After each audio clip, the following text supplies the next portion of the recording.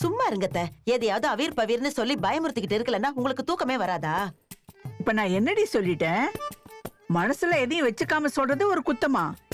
நீங்க பொசுக்குன்னு சொல்லி போடுறீங்க, அப்புறம் மண்டைக்குள்ள அது வேலை போய் உட்காந்துக்கிட்டு இருக்க. சரி சரி சரி, காவேரி மனசுக்கு அவளுக்கு ஒரு குறையும் வராது. அவ புருஷனோட நல்லா இருப்பா, போதுமா? நல்ல செய்தி சொல்லியிருக்கேன், இத மண்டைக்குள்ள கொண்டு போய் உட்கார வச்சுக்கோ. சரிங்கத்த, நான் யமுனாவை போய் பாத்துட்டு வந்துடுறேன். நர்மதா ஸ்கூல்ல இருந்து வந்ததும் சாப்பாடு எடுத்து கொடுத்துருங்க.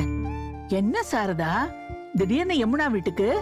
திடீர்னு இல்லத்த, யமுனா இங்க வந்துட்டு நம்மள வந்து பாக்காம போனதுல இருந்து என் மனசுக்கு ஒரு மாதிரியா இருக்கு. நான் ஒரு 8 பாத்துட்டு வந்துடுறேன். நீ ஏண்டி அவ்வளவு தூரம் தனியா போயிட்டு? குமரன் வந்துருமா, அவன் அழைச்சிட்டு போவான். வேணாத்த வேணாம். குமரன் தம்பி ஷூட்டிங் போயிட்டு அப்படியே வந்து துணியும் தச்சுக்கிட்டு கஷ்டப்பட்டுக்கிட்டு இருக்கு. நேரமே இல்ல, பாவம். அத கஷ்டப்படுத்த வேண்டாம். நான் அன்னைக்கே போகணும்னு நினைச்சேன். இப்ப நினைப்பு வரப்பவே போயிட்டு வந்துடுறத. இல்ல மனச போட்டு அறுத்துக்கிட்டே இருக்கும்.